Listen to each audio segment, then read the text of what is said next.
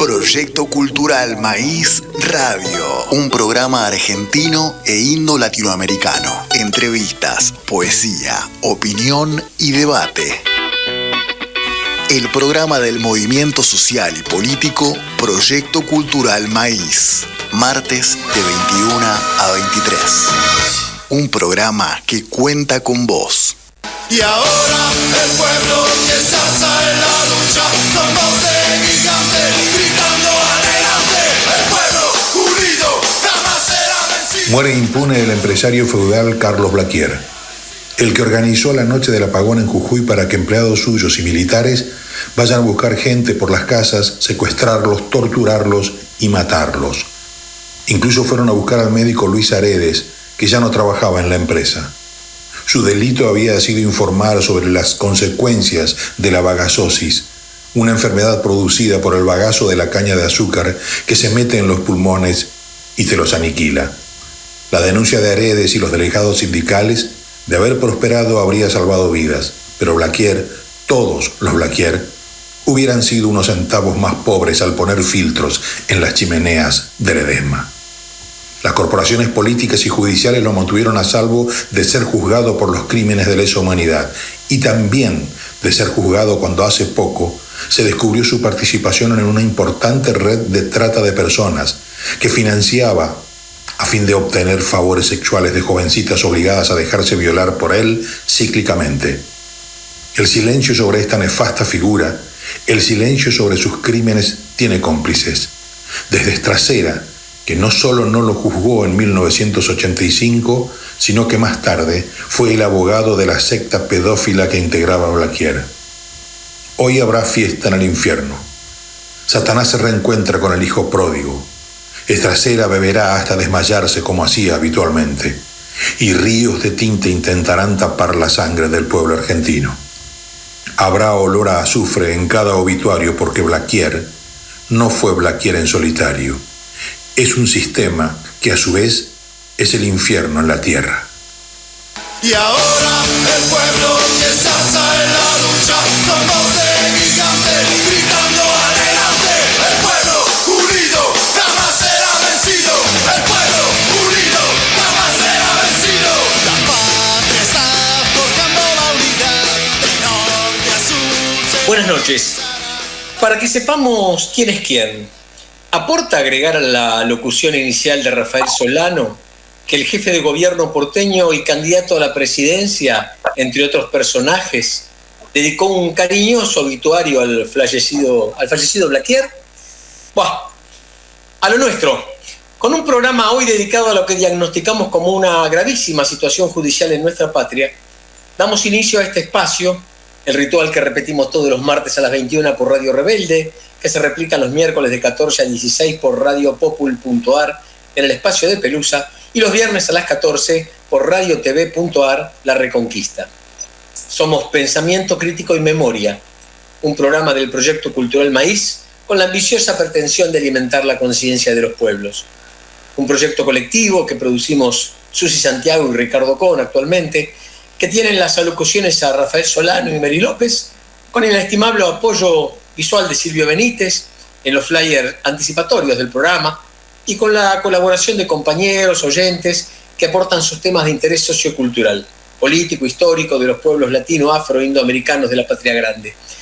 Salimos al aire cada uno desde su propio espacio, gracias al profesionalismo y paciencia de nuestra operadora técnica Dayana Itati Álvarez, que ella sí se encuentra en los estudios de La Rebelde. Porque no estamos allí, los oyentes no pueden vernos con imagen en YouTube, pero también pueden escucharnos por esa plataforma. Vamos a visitarte en los estudios cuando afloje el calor, Dayana, es una promesa. Hola Susi, ¿cómo estás? Hola, ¿qué tal? Buenas noches a todos, buenas noches a los compañeros que hoy nos siguen aquí y vas a ir tú a visitarla porque lo que yo, a no ser que vuele... Te queda lejos, Rosario. Queda caluroso, no dan ganas de ir en estos momentos, pero el tema de hoy me parece absolutamente importante y convocante. Muchísimas gracias, Valeria, por estar con nosotros.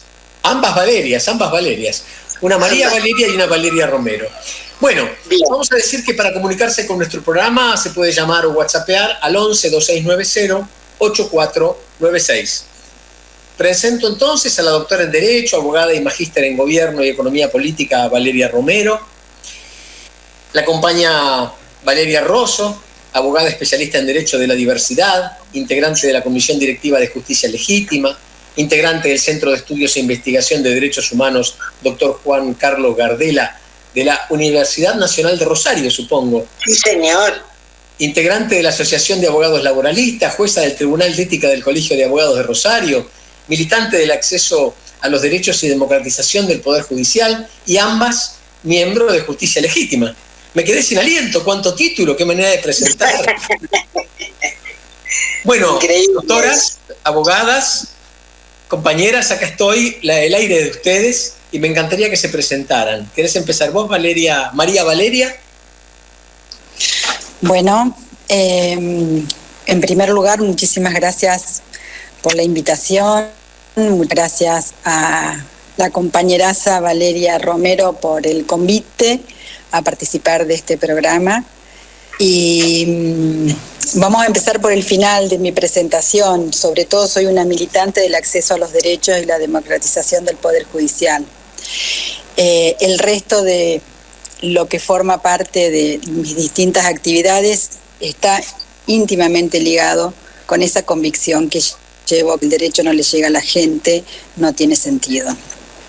Y si no tenemos un Poder Judicial que sea modificado desde sus bases, hoy tenemos un Estado de Derecho ausente, digamos, una democracia formal, o como bien dijo en su alocución el viernes nuestra vicepresidenta, un Estado democrático, nos falta un Estado democrático constitucional. No están funcionando los tres poderes, están mancos, y una gran responsabilidad tiene el Poder Judicial, o más bien el Partido Judicial. Entonces, me parece muy interesante la convocatoria para el día de hoy, que podamos hablar del fallo de la causa vialidad, que es como la premisa de la versión local del lawfare. Es uno de los temas a tocar. Esto es tan vasto y está tan vigente hoy. Pero bueno, ya en tu presentación me respondiste lo que te iba a preguntar luego, que es ¿por qué justicia legítima, no? Queda claro. Y en tu caso, Valeria Romero. Bueno, ¿qué tal? Buenas noches. Bueno, muchísimas gracias por el contacto que le hizo Silvio.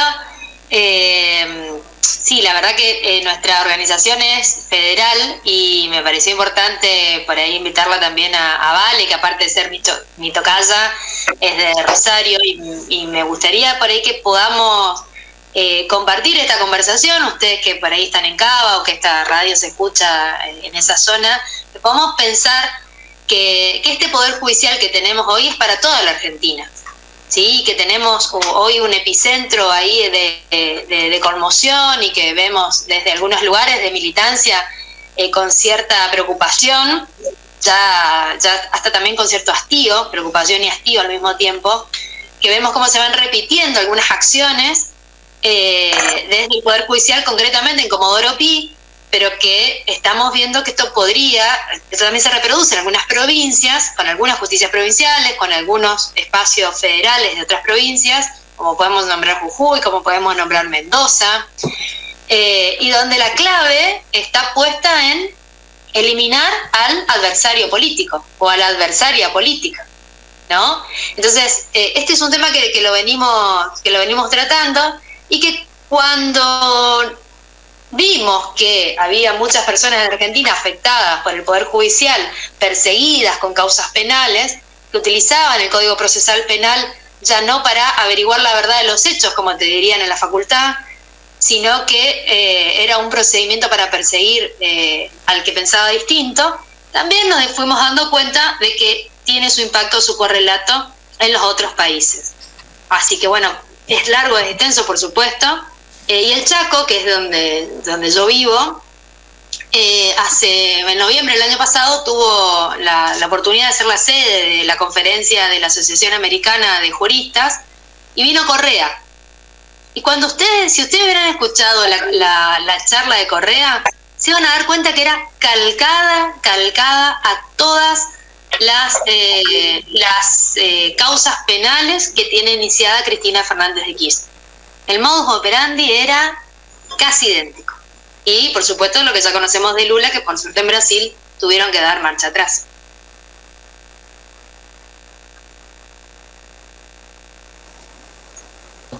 Digo, no es muy parecido también a lo de Lula, te iba a preguntar, claro. Y yo no sé si no hubo también un intento con Vilma. Dilma tuvo... fue la prueba piloto. Claro, fue como la antesala. Sí. O sea, ustedes inscriben esta experiencia que se está dando con tanta furia en Argentina dentro de un contexto político de desaparición del adversario. O sea, sacarlo de carrera, no discutir políticas, no discutir proyectos de país, sino sacarlo de carrera. Que exprese como el paso posterior primero a denunciarlo como ladrón, como corrupto, en los medios, ¿no es cierto? Para después llevarlo a la justicia. Porque hay un trabajo en equipo, ¿no? Pareciera, entre los medios y la justicia. ¿Ustedes no lo perciben así?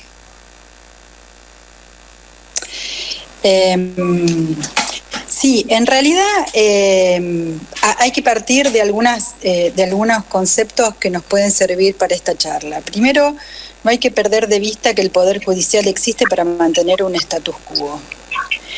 Y existe también, tal y como está funcionando y conformado en la actualidad, como el garante de la tranquilidad y subsistencia de los poderes concentrados.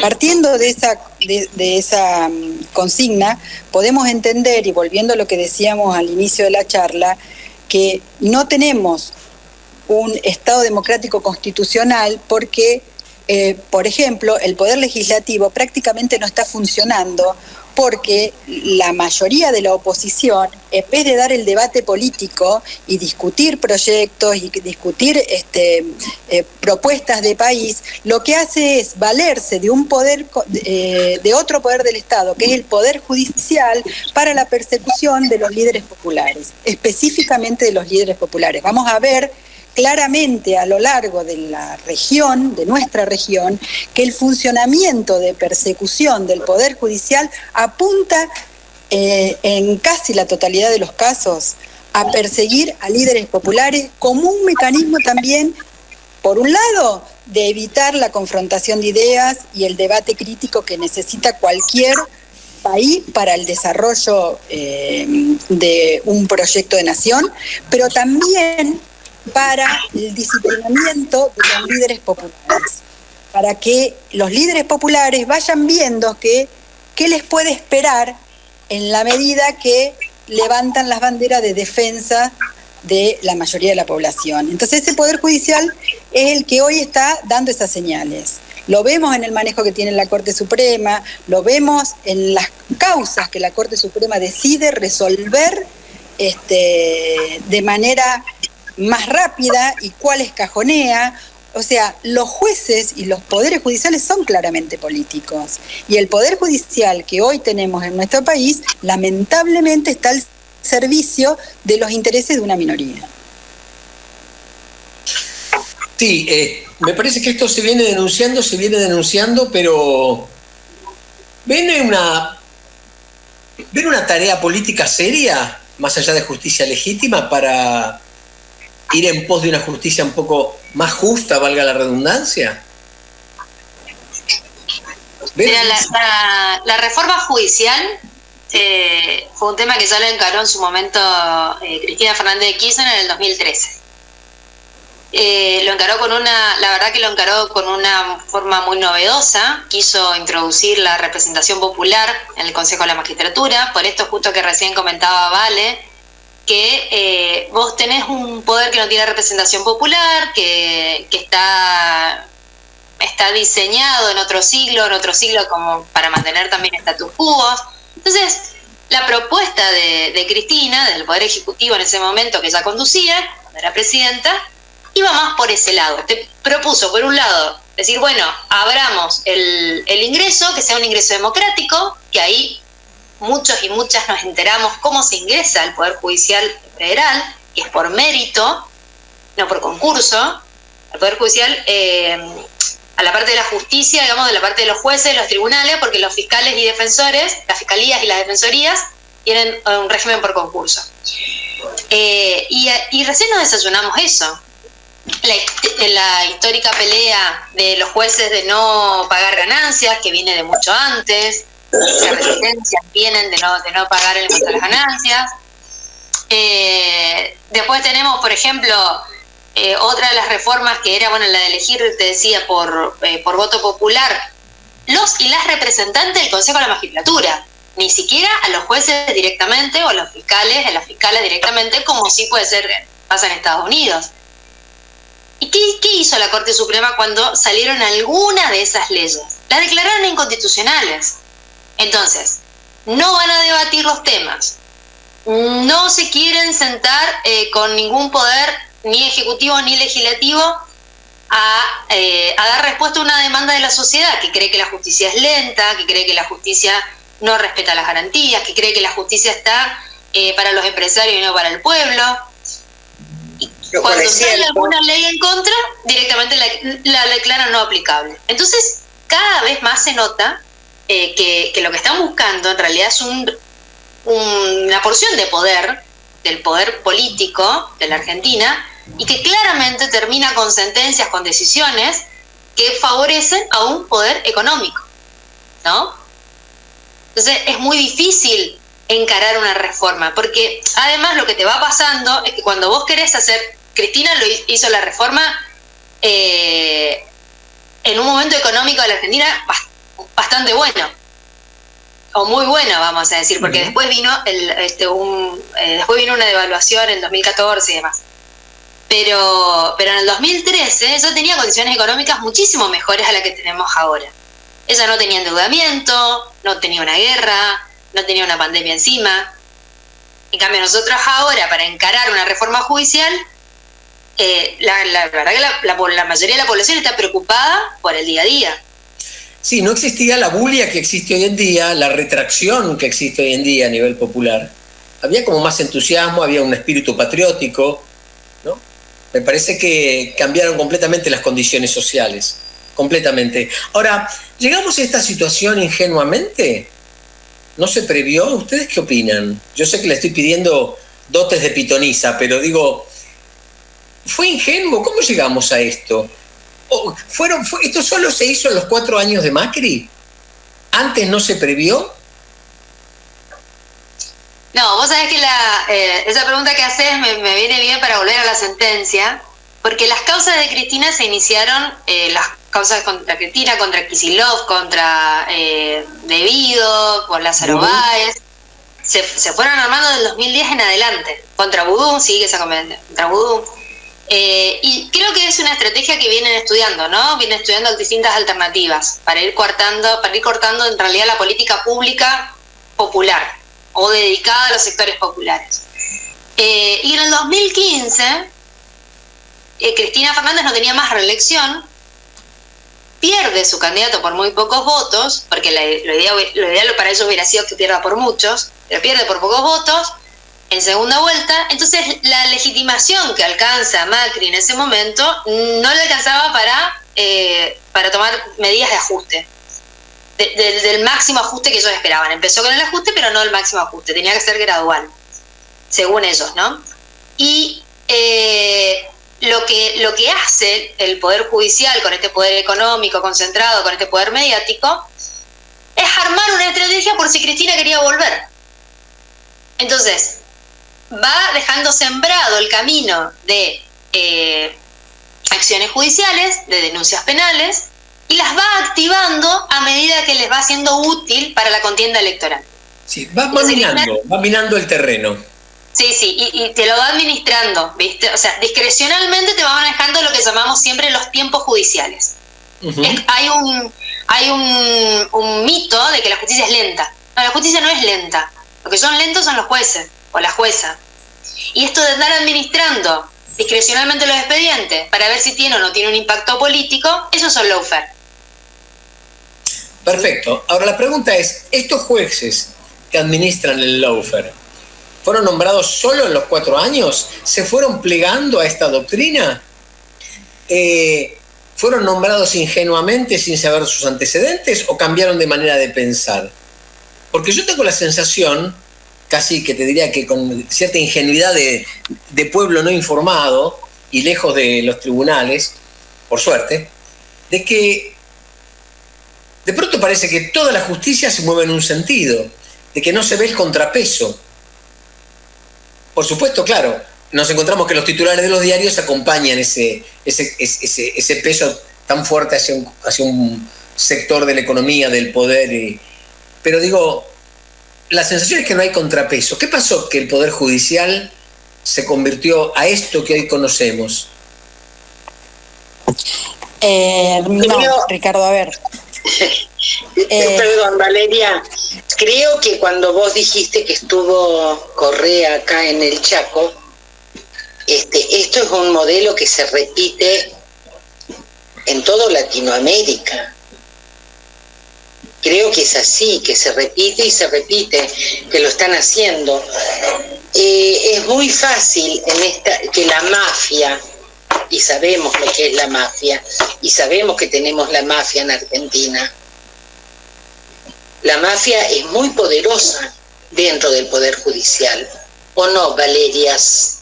Sí, Susi, pero con criterio, a ver, pero digo, con espíritu crítico me pregunto, ¿qué? Y de este lado hay tanta ingenuidad que no se ve venir. Si sabemos que viene de Latinoamérica, no se prevé, no se ve venir, no se cuestionan los nombramientos. Lo que yo pregunto es, ¿cómo mutó el Poder Judicial en esto que hoy tenemos? ¿Cuál fue el proceso? El Poder Judicial no mutó en esto que hoy tenemos. El Poder Judicial siempre fue esto que hoy tenemos. Solo que a partir de las causas de Comodoro Pro, empezó a tener mucho más publicidad, lo que venimos viendo quienes estamos alrededor, quienes somos trabajadoras y trabajadores del sistema de justicia, porque no nos olvidemos, por ejemplo, en la década del 90, con el problema de los juicios laborales y la famosa industria del juicio, donde un trabajador de repente se quedaba sin trabajo y tenía que estar 10 años para que le pagaran una indemnización, y esa indemnización cuando le llegaba absolutamente desvalorizada, y durante esos 10 años de juicio, este trabajador seguía teniendo familia, seguía teniendo hijos, hijas. Entonces, el Poder Judicial siempre fue un poder elitista, de espaldas al pueblo, de una lógica monárquica. Los jueces se designan de por vida y eso no se ha ido pudiendo modificar. Lo que pasa que ahora nos encontramos de unos años a esta parte en una exhibición escandalosa de lo que siempre fue el Poder Judicial. En las provincias, hay muchas provincias que no tienen consejo de la magistratura siquiera, que los jueces son elegidos por distintos medios, y más de uno de ustedes ha escuchado alguna vez hablar de la familia judicial. Cuando son jueces o juezas, los hijos, las hijas, los yernos, la nuera, la hermana, el hermano, eso es la familia judicial. En las provincias es muy común. Y toda esa familia judicial, y toda esa lógica judicial, y toda esa situación de privilegios permanentes, para lo único que ha servido es para alejar cada vez más al Poder Judicial de la ciudadanía. Entonces, nos hemos acostumbrado a frases como la justicia es lenta. No, si es lenta no es justicia. Que me den la razón a los 5 años no me sirve. Que yo me haya quedado sin trabajo o haya tenido un accidente laboral y me tengan que hacer recorrer un derrotero para que se me reconozca la incapacidad, no es justicia, por más que después me paguen millones. Entonces, esto que hoy está pasando, sumado a la complicidad mediática también desembosada, porque es como una nota de época, es como que de unos años a esta parte, en toda nuestra región, hemos ido reemplazando determinados modos de implementar siempre un régimen elitista con este nuevo modo donde el brazo ejecutor de el disciplinamiento de los movimientos sociales, de los intereses populares, de los derechos de la mayoría, es un poder judicial que nunca cambió, solo hoy se muestra más descarnadamente. O sea, tengamos en claro que no es que el poder judicial en algún momento fue mejor, no, fue menos malo en todo caso, pero hace muchos años que necesita una profunda reforma, una democratización, un control popular de la designación de los jueces, del trabajo de sus sentencias. Hoy tenemos un montón de temas que nos atraviesan, la perspectiva de género, el feminismo, el derecho a la diversidad, los derechos laborales. ¿A quién responden estos jueces y juezas cuando sacan fallos sin que les importe, que no aplican las leyes vigentes y mucho menos la Constitución y mucho menos los tratados y pactos internacionales de los cuales la Argentina es parte y que forman parte de nuestra Constitución? Esa reforma nos tenemos que dar. Y como dice Vale, el problema que hoy tenemos es que tenemos una sociedad hambreada que tiene que correr todos los días para ver cómo mandan los chicos al colegio, cómo llega a fin de mes, tenemos trabajadores en blanco por debajo de la línea de pobreza y no hemos podido, no hemos sabido y tenemos que ver cómo le podemos transmitir a la gente la influencia que tiene en su vida diaria un poder judicial como el que tiene. Que va a intervenir cuando no le funciona un contrato de alquiler, que va a intervenir cuando quiere comprar un auto en un plan de ahorro y lo estafan y le cobran el auto 10 veces más, que va a intervenir cuando se queda sin trabajo, que va a intervenir cuando tiene un lío con el vecino, porque no solo el Poder Judicial es la novela policial y judicial que vemos en Comodoro Pro. El Poder Judicial impacta en la vida cotidiana de una manera que no podemos ni transmitirle a la sociedad ni realmente dimensionar para poder explicar la urgencia de una reforma judicial. Una madre que no tiene para darle alimento a sus hijos, que tiene un progenitor o una progenitora en el caso de que fueren parejas del mismo sexo, para no ponerle tantas cuestiones de género, un alimentante que no cumple con su obligación alimentaria, esa mujer todos los días, esa madre todos los días tiene que mandar al chico al colegio y le tiene que dar de comer. Y hay una justicia que dice que tiene tiempos propios. No hay otros tiempos que los vitales. Y en Rosario, en este momento es cuando se puede ver también notoriamente lo que está pasando, ¿no? En Rosario está pasando, pero además de lo que venimos contando y conversando acá en relación al Poder Judicial, también hay un entramado de corrupción de los distintos estamentos que no hacen solo al Poder Judicial, que han hecho que llegáramos a la situación en la que estamos. Es una mafia. Por ejemplo, en estos días se está por nombrar al jefe de los fiscales y, o casualidad, se ha excluido de la terna al fiscal Chapapietra, que es uno de los dos fiscales que está con toda la investigación de los temas de corrupción en la provincia. Y uno de los mejores posicionados es un abogado antiderecho, defensor de abusadores, que mantiene el status quo. Eso es uno de los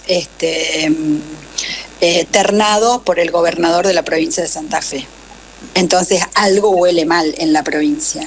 Porque el examen del fiscal Chapapietra cuando concursó para fiscal general fue excelente.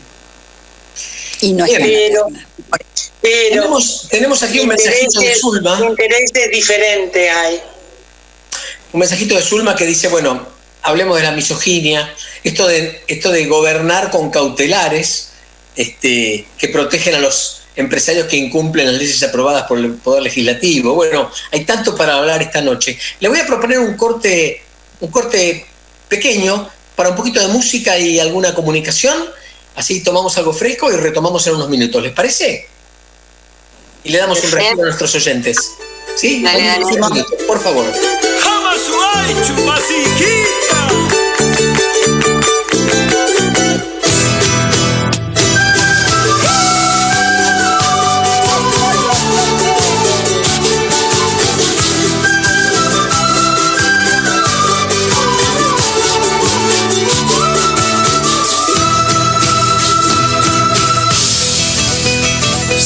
ambicioso, ser codicioso, será tu cárcel, pobre infeliz. Todo el dinero de nuestro pueblo lo estás gastando en otro país. Quiero gritar justicia para vivir. Quiero pedir extradición o morir.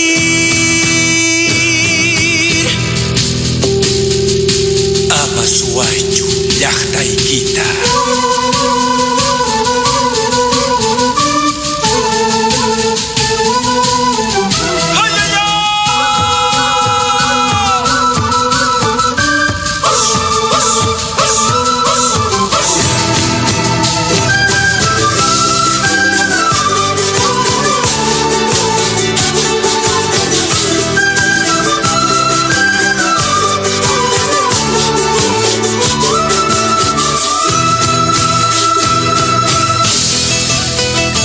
Ser inocente es ser valiente, hablar de frente con la verdad y no engañando a nuestra gente. Eres escoria en la sociedad.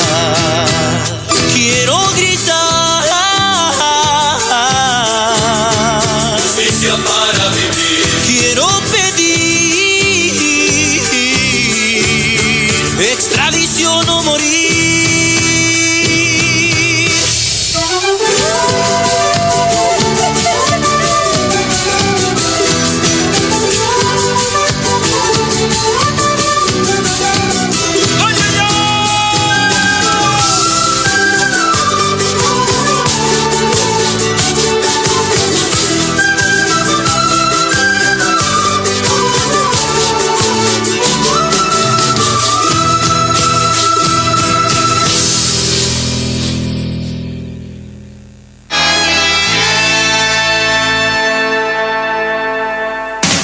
Comunicarte con el Proyecto Cultural Maíz durante la emisión del programa, podés hacerlo llamando al 11 2690 8496.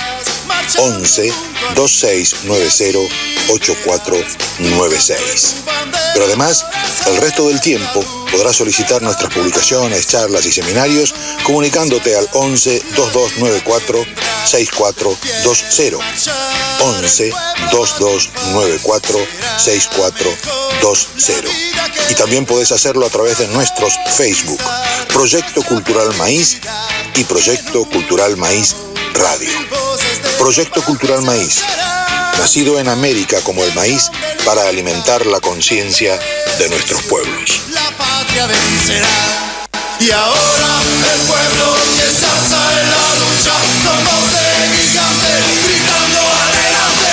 El pueblo unido jamás será vencido. El pueblo unido jamás será vencido. Y volvimos al aire y estamos esta noche con María Valeria Rosso Ponce y Valeria Romero, ambas abogadas, ambas miembros de Justicia Legítima. ¿Se dice miembros o suena ridículo? Si lo quiero hacer inclusivo. No, yo creo que ahí, para salvar el tema del lenguaje, lo que estamos acostumbrados y acostumbradas o acostumbrades, la E no va en cualquier lado, pero sí podés decir integrantes. Sí, integrantes es inclusivo. Entonces, por definición. La E creo sí que tenemos que empezar a incorporar de a poco y progresivamente en algo, para crear nuevas palabras, para poder nombrar la realidad que siempre existió, pero que la estábamos invisibilizando. Y por ahí miembros no queda bien. La palabra miembro ya nunca me gustó, ni miembra tampoco, digamos, ¿no? Uh-huh. Entonces yo siempre elegí buscar los sinónimos y ahí sí me digo integrante. Sí, comparto. Igual, sé que es algo costosa, porque yo no nací hablando así que bueno. Pero Tal cual. Yo me permito hacerlo público porque realmente a veces me da mucho trabajo. El otro día escuchaba en un poema de una compañera decir cuerpos y cuerpas, y me sonaba tan extraño. Reconozco que era muy raro escucharlo. Bien, veníamos hablando de cómo se inscribe esto de la justicia dentro del contexto político, económico, cómo se aplica y cómo la justicia gobierna a través de sus fallos y pone en suspenso, como decía Zulma, leyes aprobadas por el Poder Legislativo, bloquea cambios Y Patricia Salgueiro te quería hacer una pregunta. Voy a activar el video para que me conozcan también. Buenas noches. Planteaba un compañero hace unos días que la última constitución votada por un congreso es la del 49.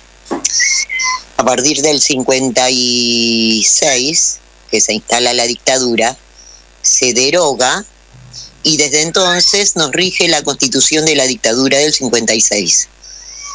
Sería nulo todo lo demás, las reformas que se han hecho en estos años, sería nulo si esto fuera convalidado, digamos, en algún momento.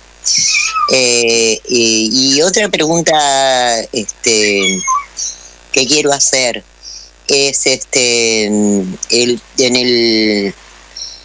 este tema, ¿no? Bueno, me decía un compañero que era un poco imposible porque no vivimos en un país democrático, republicano y soberano, ¿no? Pero se podría indultar la proscripción, indultar a Cristina por esta proscripción y hacerlo extensivo a Milagro Sala, a Amado Vudú, a los funcionarios que han sido proscriptos anteriormente. Estas preguntas quería hacer. Muchas gracias. Perdón, cuando planteo lo de la Constitución del 49 me refiero a la reforma judicial, que debería haberse hecho bajo esa Constitución, y hoy rige la de la dictadura. Gracias. Sí, hay un tema con la continuidad, Patricia, que en la Argentina tenemos un Estado que durante todo 1900, digamos, durante todo el siglo pasado fue interrumpido periódicamente por los gobiernos democráticos, fueron interrumpidos periódicamente por dictaduras. Y vos tenés que garantizar los derechos de la ciudadanía. Y a veces hay salidas o alternativas más políticas, no formales, no legales, no tanto, digamos, vamos a decir, estrictamente leguleyas, que te permiten a vos seguir desenvolviéndote como Estado. Cuando volvemos otra vez a la democracia después de la dictadura del 55, después de la revolución fusiladora, le digo yo, no teníamos un poder democrático constituido fuerte, ¿sí? Nosotros teníamos proscripción del peronismo, faltaba, digamos, no se le dejaba a determinadas personas volver, estaban en el exilio. Entonces vos vas construyendo un Estado de Derecho que sea el que se puede vivir y el que se puede ejercer. Yo te podría decir que el juicio por jurado está desde el inicio, no se puso nunca en la nación y sí se está avanzando en las provincias, con discusiones más, discusiones menos, tema súper interesante para discutirlo, pero es el único pedacito de participación popular, y lo engancho un poco con lo que dejamos la media hora anterior. El Poder Judicial es el único que no tiene participación popular en ninguno de sus estados, ni cuando en ninguna parte de su procedimiento, ni cuando se eligen los jueces, ni cuando se controlan los jueces, ni cuando se realizan los procesos. Es decir, está reservado para los abogados y las abogadas, la víctima participa un poquito, el acusado que se defiende lo tiene que hacer a través de su abogado defensor. Es decir, la verdad que los procedimientos judiciales carecen de participación ciudadana. Y cuando vos querés poner el juicio por jurado, todo el mundo salta y te habla mal en contra. Hay algo ahí, ¿no? Entonces, te doy este ejemplo de cómo, digamos, a veces tenemos las mejores intenciones, las mejores ideas para generar las reformas, para volver a instalar, si querés, una constitución como la del 49, que planteaba muchísima participación ciudadana y realmente, digamos, podríamos decir que era lo más socialista, digamos, que lo que más se parecía, digamos, a un gobierno socialista. Y sin embargo, no pudimos volver a tener ese poder que había acumulado Perón para sancionar esa Constitución. Nunca volvimos a tener ese poder popular para volver a instalarla. ¿Se entiende? Entonces vos vas generando ciertos acuerdos, porque es mentira que el Poder Judicial es independiente, no participa en política, y es un poco lo que decía Valeria antes. Ahora se nota más, pero siempre fue así. Y en el 83, cuando volvemos, quedaron, no solamente que quedamos con la Constitución de 1853, sino que quedamos con muchísimas reformas hacia adentro de las instituciones que se votaron y se armaron durante el proceso de reorganización nacional, el del 76-83. La provincia del Chaco tiene un reglamento del Poder Judicial interno que es de esa época. Y no se cambió una letra. Y el poder de persecución que tiene el Superior Tribunal de Justicia sobre los trabajadores y las trabajadoras judiciales del Chaco es increíble. Le pueden hacer sumario por cualquier cosa, hasta por no saludar decorosamente al superior. Es una locura a esta altura. Sin embargo, eso no se puede modificar. Entonces, tenemos una tradición y una costumbre reverencial de ver al Poder Judicial como algo reverencial, como algo que está ya lejos, arriba, como endiosado, que tenemos que ir destruyendo en nuestra ciudadanía. Cuando fue el 1F, me hicieron una entrevista en un diario local y me preguntaron qué pensaba yo de la primer marcha contra el Poder Judicial. No es la primer marcha contra el Poder Judicial. Hubo muchísimas marchas contra el Poder Judicial. El 3 de junio, ni una menos, empezó con la falta, digamos, de perspectiva de género en la justicia. Empezó pidiendo justicia el 3 de junio. Y antes de eso había muchísimas otras marchas de compañeras que pedían justicia a los juzgados. Y también están los casos de violencia institucional, que marchan a los juzgados y a la fiscalía para pedir que avancen las causas contra la policía, cuando hay causas de gatillo fácil. Entonces, lo que pasa es que esta era la primer marcha que se veía a nivel nacional, que era contra la conducción y cierta parte del Poder Judicial, que se ve y se nota y que ya es alevoso cómo están utilizando una herramienta democrática para los propios intereses políticos. ¿Sí? Eso fue lo que dejó al descubierto el 1F, el partido judicial. Sé que me fui un poco, Patricia, de tu pregunta del tema de las nulidades o no, pero bueno, te lo quería contestar. Y después no sé si el tema de la proscripción, Vale, ¿lo querés contestar vos o...? Yo no soy constitucionalista, te puedo decir lo que he leído sobre el tema en relación a esto.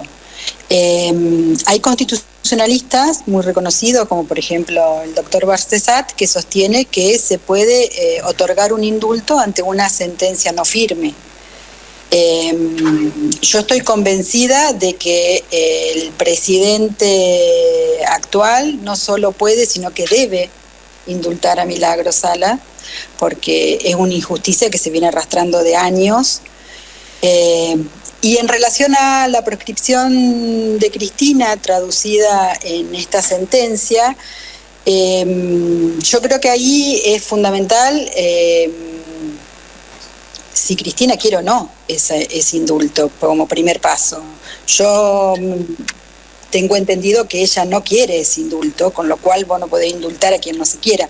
Ahora, si la pregunta es si técnicamente se puede, hay muchos y muy serios constitucionalistas que dicen que se puede indultar a una persona teniendo una condena no firme. ¿Qué quiere decir no firme? Que no se hayan agotado todas las instancias judiciales locales dentro del país, es decir, que haya ido por la sentencia condenatoria haya sido dictada por un primer tribunal, que esa sentencia haya sido revisada y confirmada por el Tribunal Superior de ese tribunal, que a su vez haya sido confirmada por la Corte de la provincia donde se hubiera dictado y que finalmente la Corte de la Nación también la hubiere confirmado. En ese caso podemos hablar de una sentencia firme como dicen algunos que debería ser para que pueda ser indultada. Muchos otros y otras sostienen que no es necesario hacer ese recorrido y que con una sentencia condenatoria, aunque no haya ese recorrido con el cual no estaría firme, puede haber un indulto.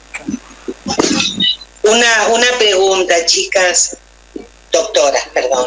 ¿El indultar a Cristina no es una forma indirecta de reconocer su culpabilidad? No, es una forma de reconocer la culpabilidad porque el indulto solo se da para aquellas personas que están condenadas.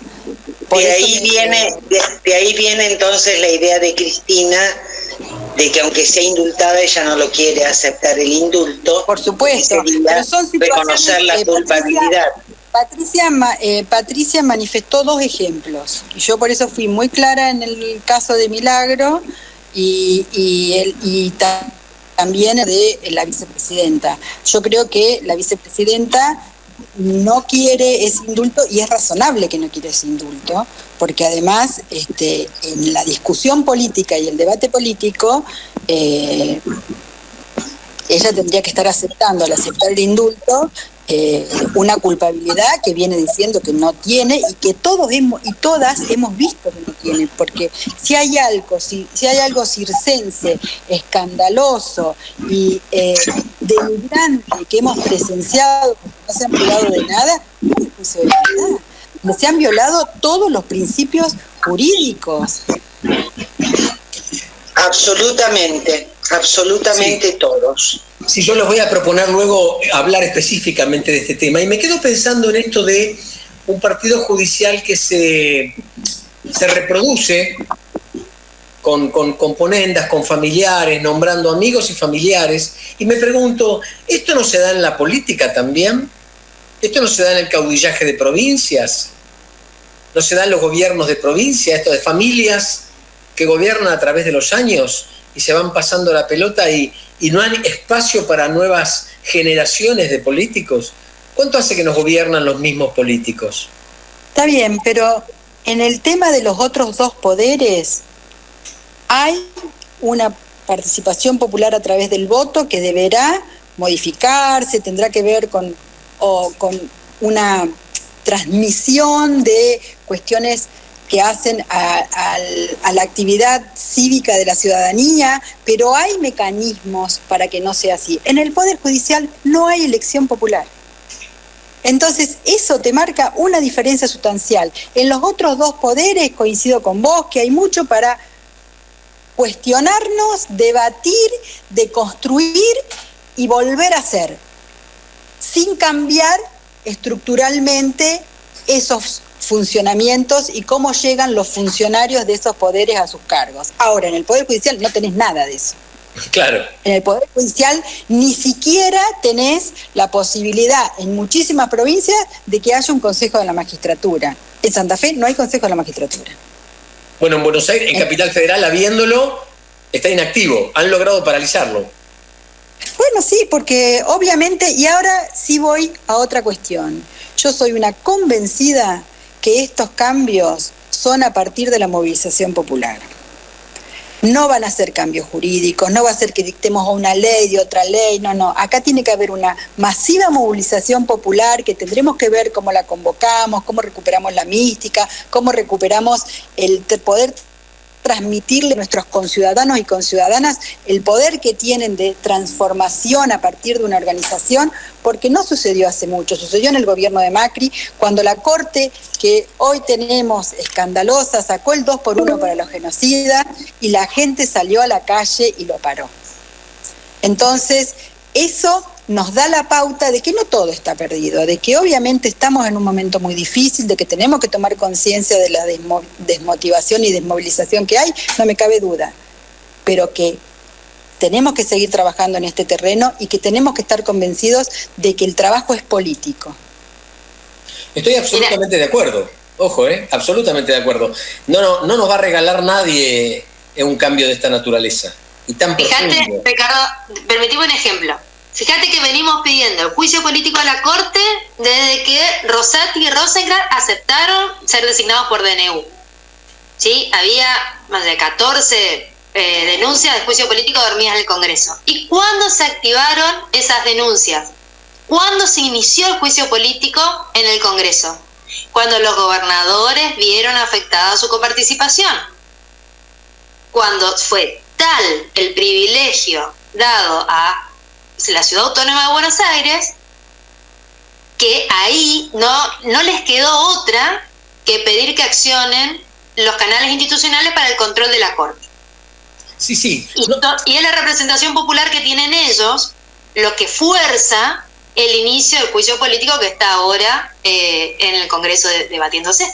Y las presiones fueron tan graves, tan serias, tan profundas, tan pesadas, que muchos gobernadores que firmaron después desmintieron. O que iban a firmar y no firmaron. Vos fijate el juego de poderes, ¿no? Y de presiones. Sí, tal cual. Lo que está sucediendo en este momento, por ejemplo, incluso en el juicio político, Ramos Padilla está denunciando que no le están llegando los fondos para desarrollar como corresponde el proceso electoral. Hasta allí corremos riesgo con esta Corte. Y sí, todos los mecanismos son útiles para bloquear este tipo de cambios. ¿Recuerdan en la película 1985 cuando decían necesitamos personal y no lo tenemos? O sea, cuando no hay más remedio que hacer un juicio, bueno, te quito el personal o no te lo designo y... Pero fíjate que la Corte Suprema tiene un fondo anticíclico que es un fideicomiso, es una plata tipo, no te digo que es un plazo fijo, pero es parecido, es una plata ahí en un fondo específico que no se toca, que hay que pedir autorización para gastarla, y vos tenés juzgados que se caen a pedazos en las provincias.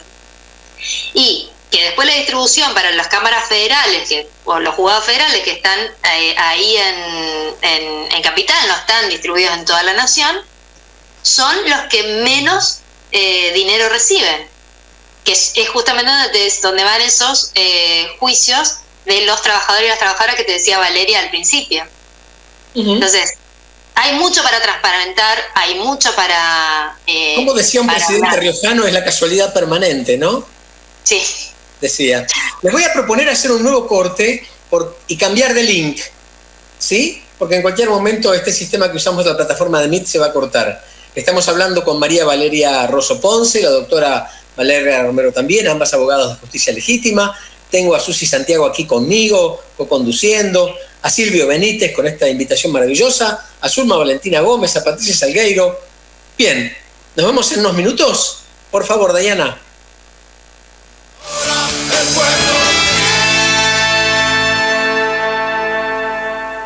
Para comunicarte con el proyecto Cultural Maíz durante la emisión del programa, podés hacerlo llamando al 11 2690 8496. 11 2690 8496. Pero además, el resto del tiempo podrás solicitar nuestras publicaciones, charlas y seminarios comunicándote al 11 2294 6420. 11 2294 6420. Y también podés hacerlo a través de nuestros Facebook, Proyecto Cultural Maíz y Proyecto Cultural Maíz Radio. Proyecto Cultural Maíz, nacido en América como el maíz para alimentar la conciencia de nuestros pueblos. La patria vencerá. Con Propiedades, con K, la inmobiliaria compañera. Instagram, @conpropiedades con K. Avenida San Martín, 1802, esquina 3 Arroyos, Cava, 4581-0047. Mail info @conpropiedades.com.ar. Desde 1938, seguridad en sus operaciones inmobiliarias. Nodo La Familia, compras comunitarias, bolsones de verduras agroecológicos para comer barato y sano. Nodo La Familia, Avenida María 1375, Don Torcuato. Instagram, @nodo_laflia.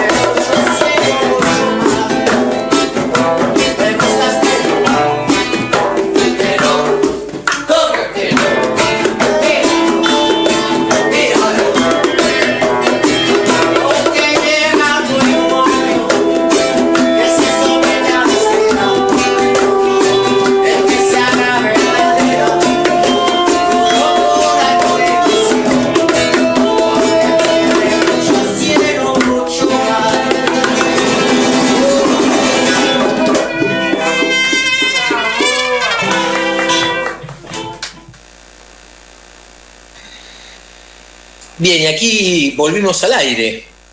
Y estamos con María Valeria Rosso Ponce, abogada, Valeria Romero, también abogada de justicia legítima. Lo tenemos a Silvio Benítez, que hoy está muy callado, muy pensativo, co-conduciendo aquí Susi Santiago, Patricia Salgueiro, Zulma Valentina Gómez. Y bueno, hemos conversado en la primera hora respecto de cómo se inscribe esto en el contexto político, económico, esta historia de la justicia, quiénes participan, quiénes se reproducen en la familia judicial, cómo la asociación entre justicia y periodismo afecta, y cómo las decisiones de la justicia afectan la vida diaria de los ciudadanos, la resistencia por eso de la corporación judicial a cualquier reforma, cómo el lawfare afecta la forma de hacer política y cómo afecta la gestión pública, que es la que no permite cambios, lo que no permite mejoras. Hablamos también tangencialmente de quién gobierna, ¿no? Si la justicia con sus fallos o las leyes que votan las personas o los políticos que el pueblo vota, y cómo se tutela sobre estos gobiernos. ¿Cuántos temas y cómo están relacionados, ¿no? Para hablar de una política tutelada. Y bueno, nos queda todo un temita, ¿no? Que es el tema del análisis del fallo, la posible proscripción. ¿Cómo le entramos a esto, abogadas? Bueno, primero que la sentencia, los fundamentos de la sentencia, fíjate que fueron demorados para conocerlos alrededor de 2 meses, ¿no? Más o menos casi 3 meses. Y los hacen público, en realidad no los pueden leer porque son muchas páginas, pero los hacen público un 9 de marzo, que coincide con otra acción, históricamente coincide con una fecha que es el día que se fija la proscripción al peronismo. Sí. Entonces, estas cuestiones simbólicas para este tribunal no son una casualidad, porque si el tribunal era el que jugaba el fútbol en la quinta privada, digamos, de Macri, que organizaba los partidos de fútbol, y en una de las audiencias se sientan a tomar mate, ¿no? Con el logo de su equipo de fútbol, era un claro mensaje, una clara provocación. Sin embargo, cuando contestan a esta provocación, los abogados y la misma imputada, que era Cristina, que Cristina contesta por las redes porque no la dejaron contestar en el juicio, y cuando los abogados contestan en los alegatos, los abogados de la defensa contestan en el alegato esa provocación, se toman el atrevimiento, te diría, este tribunal, de contestarlo en la sentencia, de retarlos en la sentencia y de denunciarlos por el ejercicio de su profesión a los abogados de Cristina, ¿no? Entonces, ya no solo persiguen a la líder política, sino persiguen a toda aquella persona que se pliegue a ella o que siga su defensa o que quiera ayudarla. Eso también pasa en otros ámbitos de la vida, ¿eh? Suele haber en otro tipo de causas más, digamos, de familia o más, digamos, de la ciudadanía que no está en estas cuestiones políticas, también sucede, ¿eh? Se suele atacar mucho. En mi lenguaje se llama disciplinamiento. Claro, pero bueno, por ahí Vale lo conoce más por el ámbito de familia, que es cuando un grupo de personas se encarga de hostigar y de atacar a aquellos psicólogos, aquellos profesionales que no son del derecho, que suelen ayudar en los juicios a desentrañar algunas cuestiones, como por ejemplo si los niños las niñas mienten, o si los niños las niñas fueron producto de un abuso sexual. Bueno, ese mismo comportamiento de ataque constante y permanente que se da a las personas que quieren ayudar, que quieren colaborar a desentrañar la verdad de los hechos en un juicio, se dio en esta sentencia, porque dedicaron varios párrafos a contestarle a los abogados. Y no, eso no tenía nada que ver, porque vos tenías que hablar de la prueba que había en el juicio, y si en base a esa prueba Cristina era culpable o no. Ellos dijeron que Cristina era culpable el 6 de diciembre del año pasado y estuvieron haciendo los fundamentos todos estos meses supuestamente, y dicen cosas como, por ejemplo, que las pericias no son concluyentes, pero que no le quedan dudas de que hubo sobreprecio. Entonces, están invirtiendo completamente todo lo que dice el Código Procesal, la Constitución que sea, la Constitución que nos rige, que dice que no puedes condenar a una persona sin pruebas. Y cuando tienen la oportunidad de hablar del lawfare, dicen que es un delirio, que es una paranoia o que no existe. Pero estás hablando y estás contestando tu sentencia. ¿Para quién escribiste el fallo? ¿Para quién escribiste esos fundamentos? ¿Para la condenada? ¿Para que pueda hacer la apelación? ¿Para el fiscal? ¿O lo escribiste para los medios? ¿O escribiste tanto para que no se sepa qué quisiste escribir y después le terminás regalando, o sea, como son 1600 páginas y sabes que nadie la va a ir a leer, entonces le regalás el protagonismo al titular del medio o al zócalo del medio que puede decir Cristina condenada con 1600 páginas de fundamento? Y como escuché por ahí un chiste de una ironía dicha por ahí en una de las redes, dice que los jueces escribieron tanto para que no les digan que estaban flojitos de papeles, porque pruebas no encontraron ninguna, ¿no? Me recuerda a las 3 toneladas de pruebas. Eso fue novedoso y creativo. Realmente, no pesarlas las pruebas. Necesitas hacer una sentencia de 1600 páginas. Necesitas adecuar un decisorio, o sea, necesitas inventar fundamentos a algo que vos ya decidiste de antemano. Este tribunal decidió de antemano condenar a Cristina. Las 1600 páginas es una primer fuerte presunción de que no tienen un solo fundamento jurídico, si no, no escribís 1600 páginas. Una sentencia que solo tiene que valorar las pruebas rendidas no necesita 1600 páginas. Eso es el primer dato que nosotros tenemos que tomar para darnos cuenta del circo que se fue armando. Y como bien dice Valeria, está hecha para la tribuna.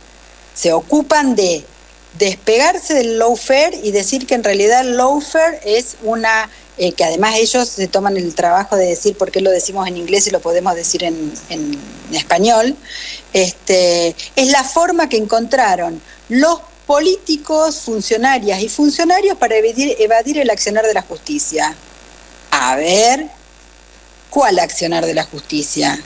En realidad, el lawfare es una representación de un partido judicial que le hace ole a las leyes, que ha hecho añicos el Estado de Derecho, que ha violado los principios básicos de la defensa en juicio y del Estado de garantía, y que ha necesitado 1600 páginas para terminar con 2 remates, es decir, que ellos no hacen lawfare y después mandar a que sancionen a los abogados de la vicepresidenta como un mensaje claro de que quien se atreva a defender va a terminar siendo sancionado. Entonces, vuelvo a lo mismo, con una autoconcepción monárquica donde ellos se creen con el derecho de entender que ha habido excesos en el ejercicio de la defensa por parte de los abogados, sin mirar los excesos que ha venido cometiendo este tribunal y el juez que realizó la instrucción en relación a la violación de cuanta ley que garantice el Estado de Derecho han podido violar. Entonces, me parece que a partir de ahí todos los análisis que hagamos nos van a mostrar de que esto fue una sentencia dictada por la íntima convicción, que esto tenían los monarcas cuando estaban convencidos. Eso hacía la Inquisición, ellos se convencían y después inventaban las pruebas. La Inquisición buscaba a las brujas, primero las identificaba, las calificaba de brujas y después buscaba todas las pruebas que llevaran a convencerse de que eran brujas. La monarquía hacía lo mismo, y el Poder Judicial, en casos como este, está haciendo lo mismo. Y nosotros tenemos prohibido que los jueces dicten sentencias por la íntima convicción, sino que lo tienen que hacer por la sana crítica, por la valoración crítica de los elementos aportados a un proceso donde alguien es acusado y otro alguien se defiende. Bueno, en este juicio nada de eso pasó. Sí, 1600 páginas parecen demasiadas para leer y analizar. Sin embargo, La Nación y Clarín, no sé, a las 2 horas de que salió el fallo, ya tenían comentarios sobre la sentencia, sobre los fundamentos de la sentencia, quiero decir. no debe tardarse tanto en leerlo, yo no sé, o le habrá llegado antes. Primero, sí, bueno, yo creo que le habrán llegado antes. Pero los medios compañeros también la tenían rápido, porque y uno de los periodistas lo dijo al aire en una radio, dice, cualquiera en su sano juicio lo primero que hace es poner el buscador y poner la palabra Cristina Fernández de Kirchner, porque es lo único que interesa. No interesa nada más. Si vos lees la parte de Lázaro Báez, te querés morir. Porque siguen insistiendo con las acusaciones del alegato de Luciani e ignoran completamente el alegato de Lázaro Báez. El abogado que lo defendió a Lázaro Báez, que tiene una valentía bárbara, el chico, ahora no me va a salir el nombre, la verdad que el alegato está en YouTube, lo podrían ver. Él va mostrando todas las pruebas que se fueron produciendo durante todo el juicio. Y una de las cosas, no sé si se acuerdan, que acusaban a Lázaro Báez, es que él fue como a comprar más o menos a punta de pistola a las empresas. ¿Se acuerdan? En Santa Cruz. Uh-huh. Bueno, traen los testigos, traen a las y los testigos, una de las testigos del Chaco, y cuentan cómo vendieron las empresas. Dice que no querían saber más nada. No sabían a quién venderle las empresas. Que que tenían que malvender las empresas porque no querían seguir más con la actividad en Santa Cruz, porque en Santa Cruz es muy costoso hacer la obra pública. Porque las rutas no estaban, porque las distancias son muy largas, porque no se puede, no hay estaciones de servicios muy seguidas, entonces hay que acarrear el combustible arriba de las camionetas, porque las condiciones climáticas impiden que las obras se terminen en tiempo establecido para otro tipo de territorios, porque hay mucho viento y eso dificulta, a veces se pasaban días sin poder realizar las tareas. Todo eso cuentan las y los testigos de Lázaro Báez. Y cuando le preguntan si se había sentido intimidado, se había sentido obligada a vender la empresa, dice, no, la verdad que nos sacamos de encima un problema. Y inclusive esa testigo da la dirección de la escribanía donde se firmó la venta, que es a la vuelta de mi casa. Ajá. Entonces, yo cuando veo el testimonio de ella grabado, yo la veo y digo, mirá, sí, fíjate, me parece verosímil lo que está explicando, le creo, veo que no está nerviosa, que no está presionada, digamos, veo que me está diciendo la verdad, la testigo me está dando un montón de detalles, muy naturalmente. Entonces eso tiene que ver el juez y ahí tiene que valorar la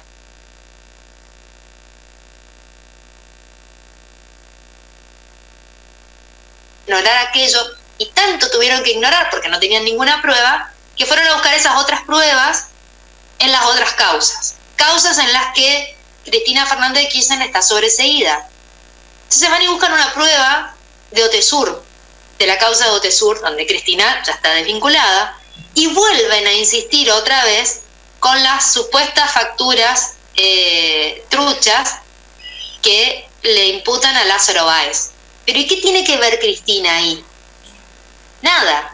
Entonces, los jueces escriben y dicen que no pudieron probar que Lázaro Báez y Cristina Fernández de Kirchner se reunieron, pero que estuvieron cerca. Que ella fue un acto en Río Negro y que justo Lázaro Báez estaba en Santa Cruz. Cualquiera que estudió geografía en la primaria o en la secundaria sabe que Río Negro y Santa Cruz no están ahí nomás. No están a la vuelta de la esquina, no están cruzando ni de cerca de andar en colectivo. Estaban por lo menos a 1 hora de avión y por lo menos a 4 horas de colectivo, si es que uno pensara que Cristina se puede mover en colectivo, pero las distancias eran importantes. Lo que ellos hicieron fue suponer que se reunieron porque estuvieron en provincias más o menos cercanas. En el sur es argentino. Una barbaridad. La doble vara, ¿no? La doble vara, o sea, cuando hay que probar que se reúnen basta con que estén cerca. Ahora, cuando ellos son descubiertos en reuniones, ahí la justificación es no, si nos podríamos haber comunicado por WhatsApp. ¿Para qué nos vamos a reunir a ese efecto de confabular? Es re loco, ¿no? Sí, y la otra doble vara es que dicen que Cristina Fernández, como era presidenta, tenía que conocer todo, tenía que saber todo, y que solamente se podían dar esos sobreprecios que no probaron porque ella tenía el dominio del hecho, sería, porque ella era la presidenta. Y toda la cadena de mando que está debajo de ella, que era la que tenía que controlar, quedan absueltos. Es decir, no pudieron probar las barbaridades que decían de debido, no pudieron probar las barbaridades que decían los jefes de gabinete, pero sí les alcanza las no pruebas para decir que Cristina participaba, no participaba de asociación ilícita porque se lo tuvieron que sacar, sino que cometía favoritismo con Lázaro Báez. Pero no pueden probar la cadena de mando. Y otra de las cosas que me llama la atención es que en otras causas que se tramitan en Comodoro Pi, lo absolven a Macri. En una causa que, por ejemplo, estaba imputado de realizar escuchas ilegales de una oficina que dependía directamente de la presidencia. Pero eran contrapropistas, Valeria. Claro, entonces lo que pareciera ser, Ricardo, por lo menos para mí, es que la sentencia está buscando justificar los titulares de Clarín y de La Nación Más, y que otras sentencias están buscando inventar una realidad para poder decir que Macri es inocente y Cristina es culpable. Y tenés esa pantalla partida constante, ¿no? De acá están los buenos y de acá están los malos. Y en el medio evitar que se discuta política, porque una de las cosas que logra el lawfare o que logra esta persecución judicial es que tanto la persona, el dirigente político, la dirigente política que está metida en esta cuestión, no pueda dedicarse ni un segundo de su vida a diagramar la propuesta política. Porque, como todo militante, una de las cosas que queremos discutir es para ideas, propuestas, acciones.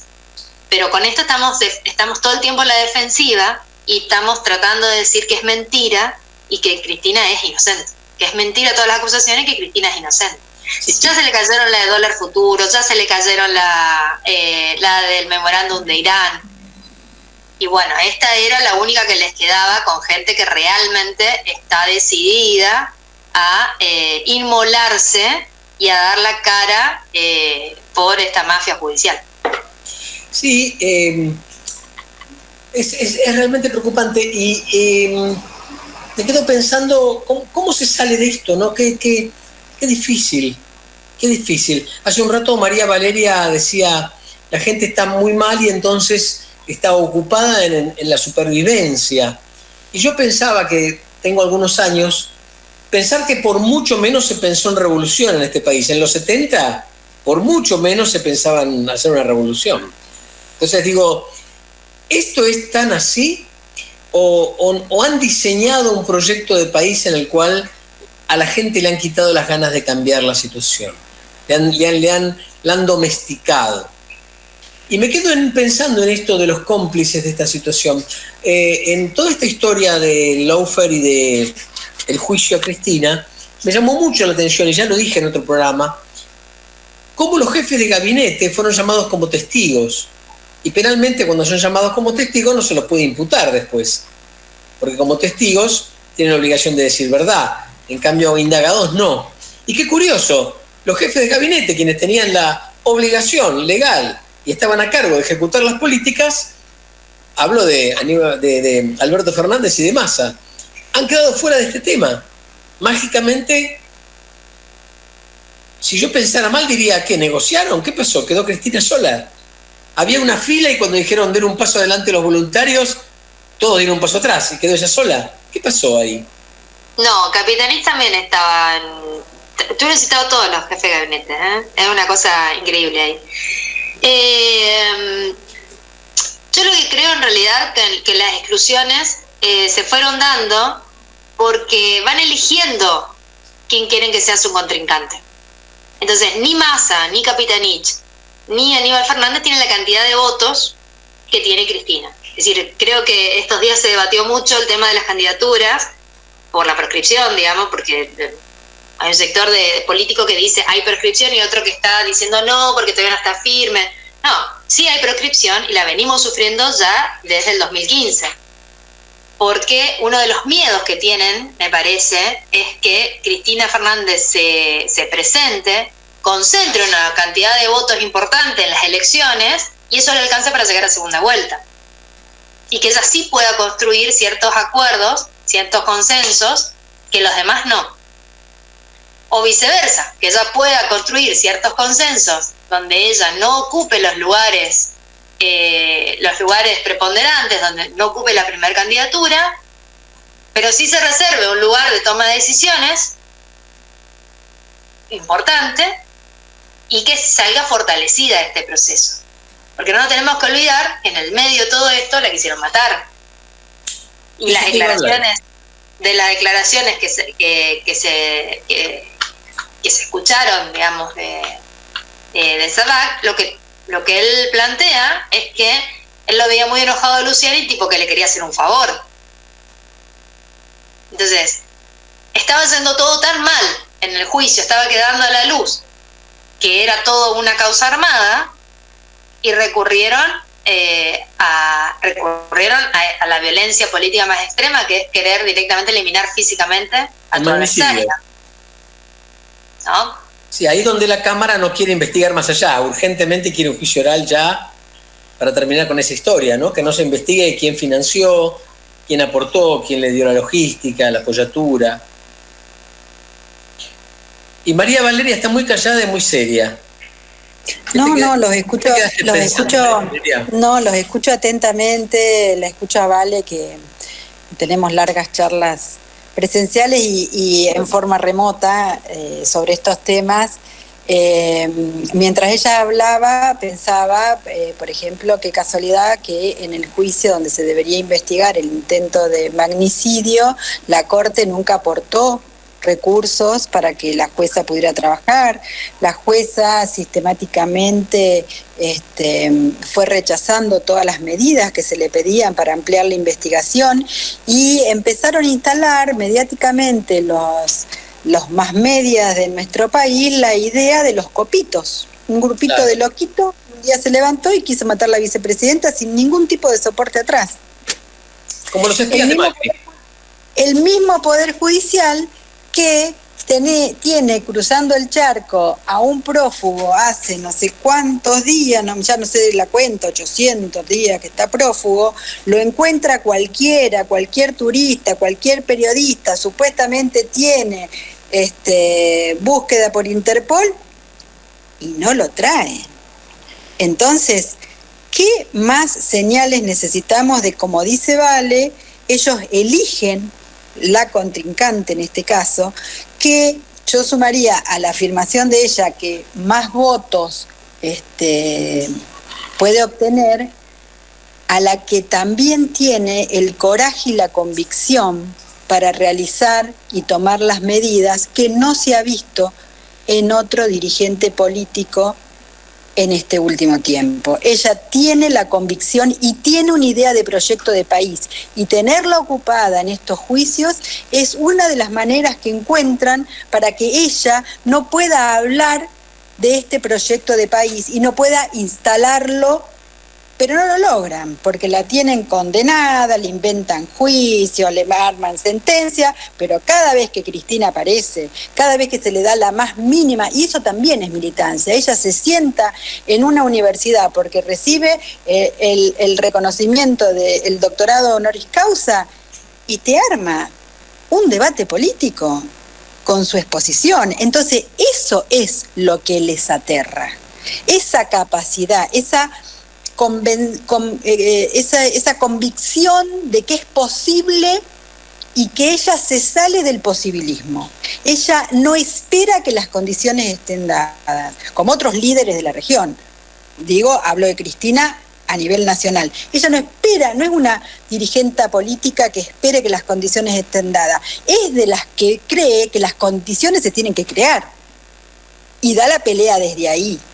Entonces, eso es lo que para mí, sumando a lo que dice Vale, les aterra y los convence de que el objetivo para atacar tiene nombre, apellido, y que no lo van a lograr con esta condena de 1600 páginas que parece un mal chiste, si no fuera que estamos hablando de algo de tal gravedad, que te hagan un libro con una sentencia y que se ocupen en la punta y en el final de poner los títulos para las más medias. Y bueno, muchachos, entendamos que ya el Poder Judicial, tal como está, tiene que ser modificado urgentemente Está bueno que se haya dado el pedido de juicio político a los miembros de la Corte, creo que se debería haber pedido mucho antes, no ahora, pero no está mal que se dé la pelea. Y no está mal que se dé la pelea aunque se pierda y se vuelva a dar, porque eso es lo que nos va a convertir en una opción de lucha. Acá hay intereses contrapuestos claramente y acá hay dos proyectos de país a grosso modo, un país para pocos o un país para muchos, muchas y muches, donde entremos todas, todos y todos, para todos, todo. Valeria, antes de darte la palabra, yo quiero hacer una pregunta que quizás suena revulsiva, ¿no? Pero digo, ahora que hablábamos de Pepín, famoso Pepín, y que parece que, bueno, lo encuentra todo el mundo menos la justicia. Y me pregunto, y vuelvo a preguntar, ¿qué nos pasa de este lado de la grieta? ¿Somos ingenuos? Quiero decir, antes la doctrina Irurzun te metía preso por si acaso. Yo sé, no me contesten, no somos iguales, yo lo entiendo. Pero suelo decir últimamente, no son iguales, pero cada día son más parecidos. ¿Qué pasa? ¿Que podían echarte a una procuradora con amenazas a sus hijos y nosotros no podemos nada? ¿Qué pasa con los que diseñan políticas? ¿Dónde están? ¿En qué piensan? Bueno, yo creo que tenemos un antes y un después del 2015, ¿no? Creo que antes, creo que cuando... quizás me voy muy atrás, pero creo que es parte de lo mismo. En el 2003, cuando Néstor asume con un país en ruinas, él se preocupa por levantar el país económicamente. Recibe una amenaza, no sé si te acordás, recibe una amenaza del presidente de la Corte en ese momento, y él hace una cadena nacional, una de las pocas cadenas nacionales que hizo, ni siquiera lo nombra, y dice que va a avanzar con el juicio político. Un presidente que no tuvo segunda vuelta, que asumió con el 22%, que no tenía mayoría propia en el Congreso, construyó poder y la Corte Suprema se fue yendo sola. Se fue, esta palabra que escuchamos este último año, autodepurando, pero Néstor construyó poder.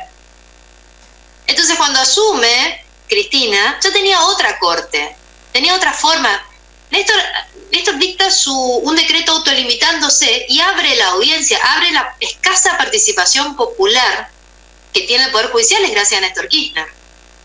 Cuando se van eligiendo las vacantes, se eligen personas como Zaffaroni, como Jaito de Nolasco, que me cae bien, no me cae mal, lo que fuera, pero tenía cierto prestigio. Lorenzetti, que tenía cierto prestigio, no lo conocíamos tanto. Queda Fight. ¿Cómo se llama la otra jueza ahora que no me está saliendo, Vale? Yo también estoy pensando, la que estaba en el Tribunal Internacional, pero ya nos va a salir, es la época... Ya nos va a salir. Bueno, la otra jueza que falleció, que bueno, que quedó ahí después de Zaffaroni, que nos dejó la vacante. Hayton de Nolasco no. No, Hayton es la que se quiso, o sea, que se quedó con la medida cautelar después de spoilada. Bueno, el tema es que tuvimos una Corte Suprema más a la altura de la circunstancia del Poder Ejecutivo, más a tono, digamos, de época, en el que había discusiones, sentencias, y se producían fallos, y se producían medidas judiciales que iban más acorde a los tiempos y a las demandas, que estaban más cerca, si se quiere, las demandas populares, con todos los problemas que arrastraba de lentitud, hasta de cierta discrecionalidad, ¿no? Pero cuando se pierde el poder político, se traslada, se empieza a cuestionar ese liderazgo a Cristina Fernández, después la muerte de Néstor, empiezan a jugar otros roles. Y yo creo que ahí es lo que se descuida, al querer jugar la interna, al querer discutirle el liderazgo a ella, lo que se descuida en realidad es el poder que perdemos como movimiento, ¿sí? Entonces, cualquier persona que asuma tiene que saber de que si no tiene esa capacidad que recién decía mi tocaya, que tiene Cristina, no va a jugar el resto de las variables, llámese Poder Judicial, empresarios mediáticos, empresarios de la alimentación, no va a jugar a favor de ellos porque sí, porque les caigan bien, sino porque Porque básicamente el poder funciona así, o porque te tienen miedo, porque creen de que les conviene acordar con vos, colaborar con vos. Entonces me parece que hubo una ingenuidad por parte de quienes quisieron combatir a Cristina Fernández, de que el Poder Judicial iba a hacer el trabajo que no pueden hacer en las urnas, que se las iba a sacar de encima. Y yo creo que ahí se produce una gran desventaja para el movimiento popular. Por otro lado, la derecha argentina ha encontrado una herramienta en el Poder Judicial que antes les encontraba en la dictadura. ¿Sí? Nos estamos olvidando de decir esto, pero el mapa político de la Argentina hace que hoy tengamos una derecha que se presenta a elecciones. Yo no quiero decir democrática porque para mí no es democrática. Es una derecha que construye un partido para presentarse a elecciones. Tiene una estrategia electoral, pero tiene las mismas prácticas de la dictadura. ¿Sí? Y los mismos fines, me agregaría. Y los mismos fines, por supuesto. Y entonces, no hubo ingenuidad cuando Cristina nombra a Luciani, porque Cristina no nombró a Luciani. No hubo ingenuidad cuando le piden a Nisman que se encargue de la causa de la AMIA. No hubo ingenuidad. No te habían mostrado las cartas esas personas. ¿Sí? No tenías cómo saber que esas personas se te iban a dar vuelta o iban a jugar para cierta corporación judicial. En ese momento no se había nombrado así a cara descubierta a un Rosati, a un Rosenkrantz. No sabíamos tantas cosas de Lorenzetti. Por eso es que es importante ir avanzando hacia la participación popular dentro del Poder Judicial, porque eso te genera más democracia, porque vos podés acceder mejor a la información, porque la gente antes de ir a una audiencia te pregunta, che, ¿a quién vamos a apoyar? No somos todos personas que nos llevan de las narices las organizaciones y nos dicen, hay que ir a firmar el change.org que está de moda ahora, hay que ir a firmar el Google por fulano. No, pero explícame quién es, decime quién es, dónde vino, dónde participó antes. Si hubiéramos sabido que Rosati era un dirigente justicialista de derecha de Santa Fe, y no lo hubiéramos apoyado y en la audiencia hubiéramos presentado a impugnarlo, no hubiéramos presentado a impugnarlo. Pero Rosati no entra así. Rosati entra por un DNU firmado por Macri, que después es avalado por el Congreso. Y esas cosas se pagan en las urnas. Es un poco más lento quizás, no hay revolución, pero se pagan en las urnas, porque la última abstención que tuvimos del pueblo argentino en las elecciones intermedias nos costó y mucho. Es esa mayoría que no tenemos de esa última elección las que nos está generando el bloqueo. No es la oposición la que nos bloquea, con nuestra propia capacidad para definir el rumbo político. Disculpame, yo no estoy hablando del Poder Judicial ni de ninguna estrategia. No. Bueno, a ver, digo, para nosotros la doctrina Irursum no nos sirve, no podemos aplicarla. Nosotros no podemos desplazar a un procurador interino y ellos desplazaron a una titular. ¿Quién dijo que no podemos? Digo, pareciera, ¿no? Yo no sé si no podemos. En realidad, sí podemos. Ajá. Me gusta para dónde vas. Yo creo que en realidad no hubo momentos políticos que se desperdiciaron. Hubo, por ejemplo, que el Congreso aprobara los pliegos de estos dos jueces que entraron por la ventana, y ha sido un gran error político, porque yo no sé qué ganó el Congreso o el oficialismo con esa situación. Entonces yo no lo pondría en términos si podemos o no podemos. Obviamente no elegimos aplicar la doctrina Irursum porque no creemos que tenga que ser así. Ahora eso no quita que no decidamos no ser eficaces en darle la captura a un tipo que está prófugo hace todos los años que ha durado este gobierno. Entonces me parece que yo no lo pondría en términos de podemos o no podemos. Que todavía sigamos teniendo un procurador interino puesto por el gobierno anterior y de la manera en que fue puesto, y la verdad que es escandaloso. Y ahí vuelvo a lo que hablábamos unos minutos antes sobre el posibilismo. No me digan que están o no están las condiciones dadas. Hay que construir esas condiciones y eso es hacer política. Eso es sumar poder, eso es construir poder, como dijo Vale hace un rato, haciendo mención a lo que hizo Néstor Kirchner con la corte anterior, que era la corte de la mayoría automática, era la corte que venía del menemismo, era una corte escandalosa también.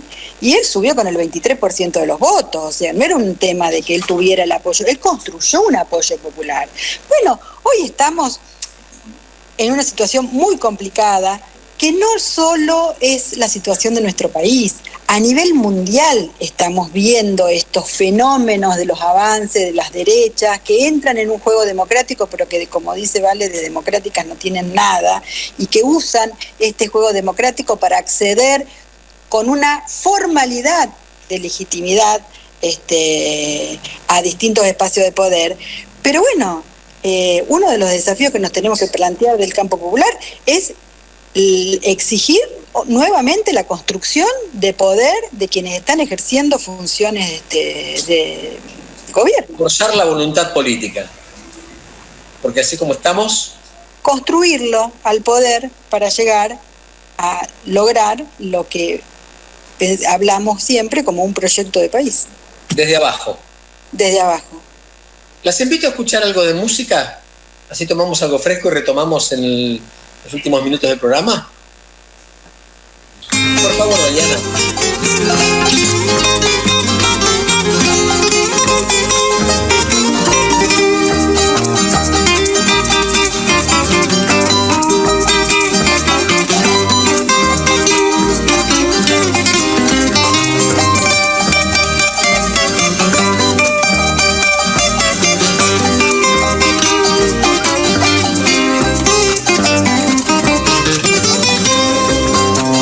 Escúchenme esta canción, entiéndanme esta razón.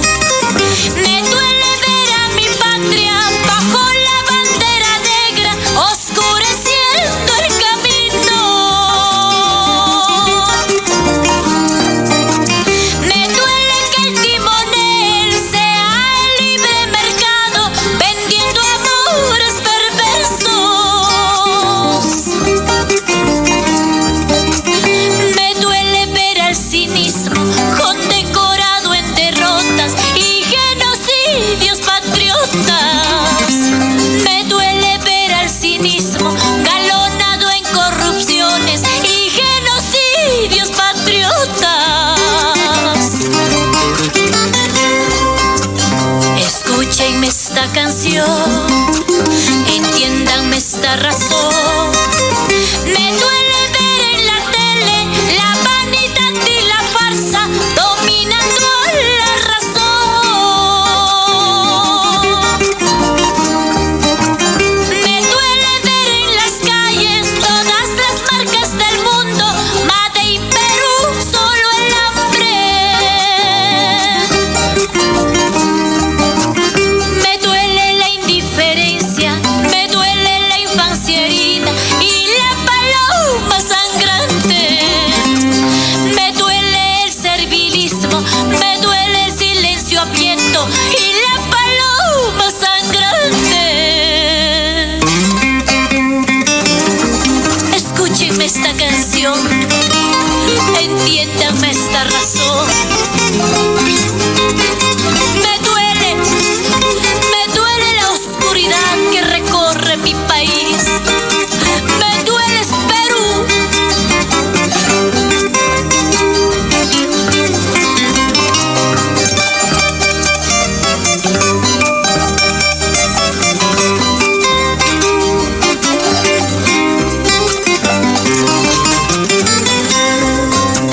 Me duele la oscuridad que recorre mi país, que lo bueno de lo malo solo se ve en la piel, en la ropa o en el tejo. Me duele esta democracia que premia mediocridades y condena inteligencia.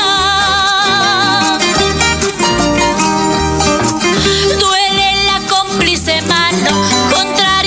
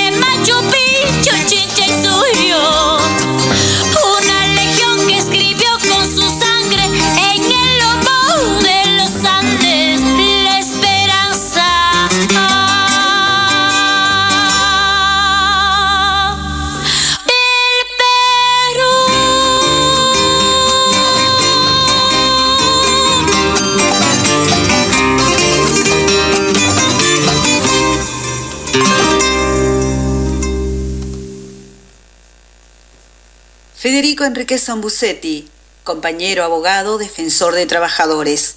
Teléfono 116-282-4142.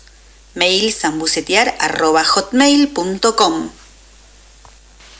Con Propiedades, con K, la inmobiliaria compañera. Instagram @conpropiedades con K.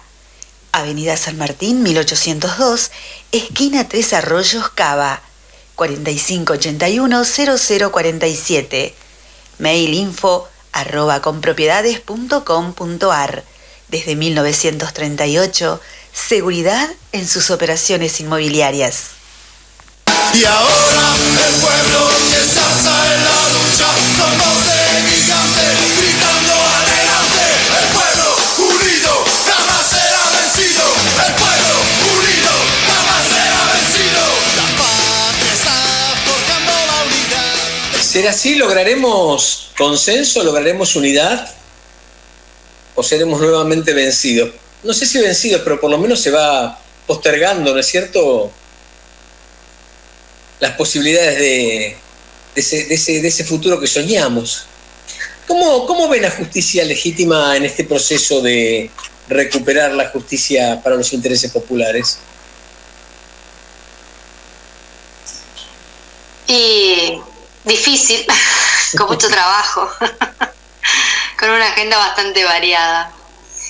Vos sabés que cuando se conformó Justicia Legítima, que fue más allá por el 2013 más o menos, después vino la asociación, un poco la formalidad, cuando nos integramos éramos abogados, abogadas, casi que por primera vez estábamos compartiendo espacios de militancia con fiscales, con juezas, con jueces también,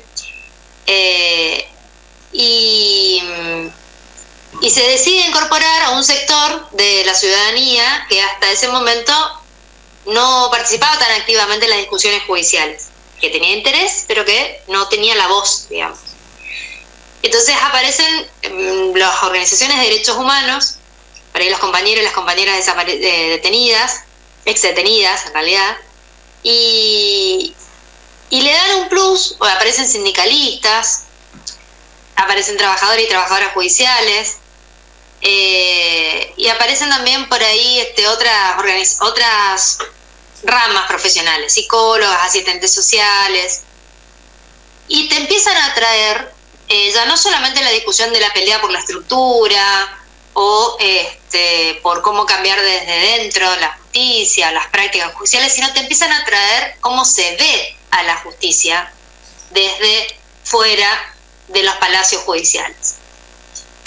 Y mantener esa composición nos costó bastante, y nosotros tenemos compañeros y compañeras muy valiosas, comunicadoras también, que participan de todas nuestras discusiones, y la mayoría de nuestras decisiones están conformadas así, por esa opinión, y logramos, la verdad que por ahí la tecnología nos ayudó mucho a construir esta organización más federal, ¿no? Estamos Justicia Legítima Nordeste, Corrientes, Misiones, Formosa y Chaco, está Rosario, está Córdoba, está Mendoza, tenemos un par de compañeros también que empezaron en San Juan, tenemos algunas compañeras en Tucumán, tenemos contacto, no una filial ni nada, pero tenemos contactos en Tierra del Fuego, con articulaciones, digamos, con movimiento feminista de Tierra del Fuego, Mar del Plata, ahí sí tenemos una filial, en Mar del Plata. Entonces digo, si somos capaces de sostener una organización con esta diversidad, y son personas que pertenecen al Poder Judicial las que se siguen bancando que Clarín les pegue todos los días, ¿por qué no seguir y por qué no desplegar, por qué no imitar en todo caso esto que hace Justicia Legítima en otros espacios y seguir peleándola? Mira, cuando se hizo la convocatoria del 1F en las distintas provincias, había gente que no quería, no le importaba si Cristina era condenada o no, pero vio la oportunidad de ir a hacer su reclamo, llevó su cartelito y pedía justicia por la muerte de un familiar, pedía justicia por un femicidio, pedía que le dejen ver a los hijos o a las hijas. Había una multiplicidad de reclamos y fueron capaces esas personas de entender que era una convocatoria política, pero que tenían que sumarse también, porque ahí estaba el lugar donde tenían que sumar. Y yo creo que eso lo ganamos con nuestra militancia de sentido, todo este camino, este trabajo de hormiga, porque no tenemos muchos medios para amplificar lo que pensamos, y que bueno, otra justicia es posible, y que tenemos que construir con la ciudadanía, como te decía Vale. Yo no sé si vamos a tener una movilización popular al estilo, si querés, de la ley de medios, ¿no? Digo, por ahí lo que pidió la ley de medios o la marea verde. No sé si va a ser tan así. Pero creo que es el camino y es por donde tenemos que ir, es por donde tenemos que seguir hasta que nos den la fuerza, ¿no? Yo no sé si Bonafini se iba a imaginar alguna vez tener una universidad. Yo no sé si ella se hubiera imaginado tener una radio. Ella se dio cuenta que para seguir peleando por más igualdad y por más derechos, tenía que tener una universidad y tenía que tener una radio. No era un fin en sí mismo, ¿no? Interesante lo que decís. Me recuerda una frase de Galeano que decía más o menos algo de cada vez que camino la utopía se va alejando. Le dice, ¿y por qué? Y bueno, para hacerme caminar, ¿no? Para avanzar hacia mi destino, ¿no? Algo así. Me quedo pensando que por ahí falta en el discurso político algo que veníamos tocando al principio, que era explicarle a la gente cómo influye esta situación en su cotidianeidad. ¿Cómo le influye al estudiante? ¿Cómo le influye al trabajador? ¿Cómo le influye al obrero sindicalizado? ¿Cómo le influye al cuentapropista? ¿Cómo una justicia deslegitimizada o que defiende intereses concentrados afecta su vida diaria? Como está faltando en política el discurso de la juventud. Creo que ahí tenemos un enorme déficit. Un enorme déficit. No estamos llevándole a la juventud respuestas a sus necesidades, a su realidad. Este es un punto de vista personal, por supuesto. Nosotros intentamos acá en Proyecto Cultural Maíz tener un programa de radio joven, por ejemplo, ¿no? Raíces y Semillas se llama, y emite los lunes por esta misma radio, por La Rebelde. Pero digo, me parece que a la política le falta el discurso a la juventud. Y ustedes algo muy bueno deben haber hecho, porque he escuchado que más de un miembro de Justicia Legítima, cuando se expresa en algún medio hegemónico, es descalificado justamente por pertenecer. O sea, que van por el buen camino. Sí, en gran parte el trabajo de Justicia Legítima en todos estos años ha sido precisamente ese, ir marcando la necesidad y la urgencia, no solo dentro del contexto teórico, sino en cada situación que se va produciendo aparece una reacción de la organización,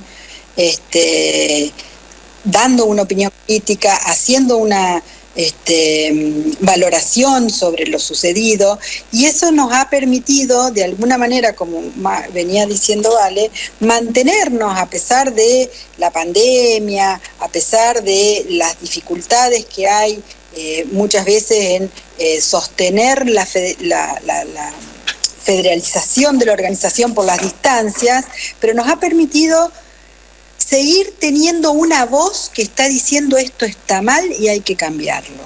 Y seguimos siendo esa voz que no se calla ante las situaciones concretas que se van dando relacionadas con el servicio de justicia. Y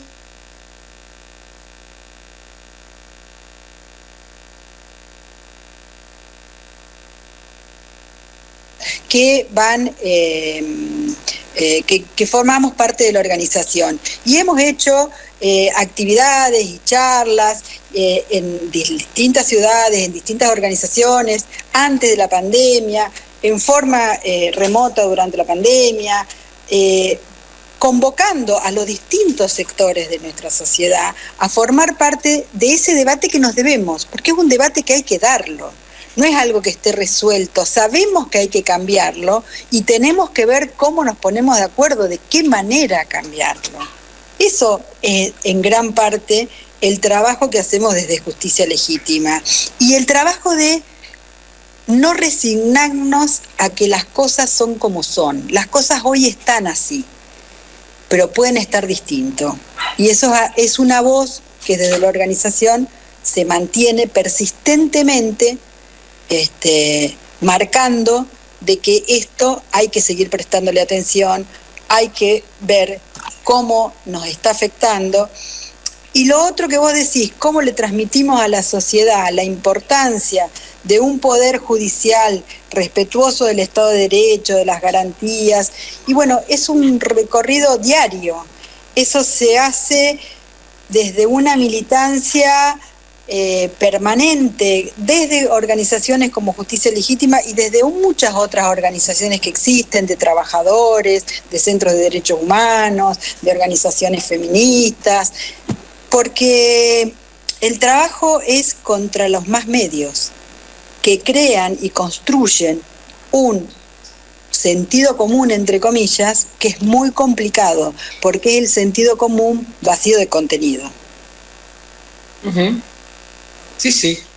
Yo leía, haciendo los deberes antes de este programa, al que les agradezco enormemente que hayan asistido, y hablo en tiempo de pasado porque nos quedan apenas 5 minutos, y digo, sé que ustedes no solo se quedan en la denuncia, no solo se quedan en lo teórico, también participan en juicios, son parte y son amicus curiae, ¿no? ¿En algunos de ellos? ¿No? ¿No se han presentado, no, como amigos de la Corte? Porque no podemos por nuestra organización, pero sí apoyamos y acompañamos las presentaciones de otras personas y, como te decía, okay. Trabajamos más, me parece, en la concientización, en la difusión, y estos espacios como Radio Rebelde, que yo no me quiero olvidar dónde estamos, surgieron también a partir de la resistencia de ir buscando esos huecos. Entonces nosotros también buscamos estos huecos de estas radios que sostienen una identidad. ¿Sí? No nos preocupa la identidad que sostienen siempre que sea que coincidan con los intereses que defendemos. Claro que es así. ¿Y cómo depende de todos nosotros, no?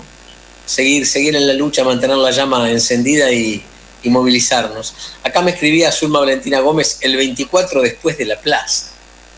¿Cuántas expectativas, Zulma, con esa plaza del 24? Hay una...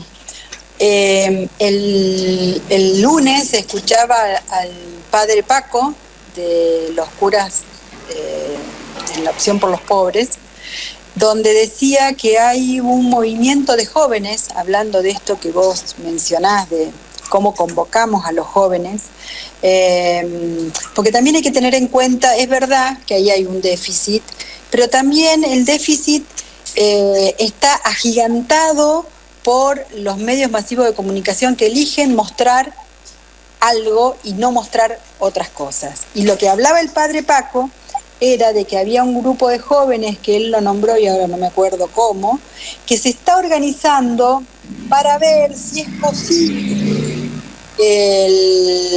después de la marcha del 24, después de la Plaza de Mayo, ir al edificio de tribunales. A mí me cuesta decir Palacio de Justicia, porque ya el llamarlo Palacio de Justicia nos vuelve a llevar a la cosa monárquica que deja fuera la plebe. Tanto, pero hay un movimiento impulsado y pensado por los jóvenes para hacer algo así, que sería maravilloso, porque es concatenar y decir a 40 años y de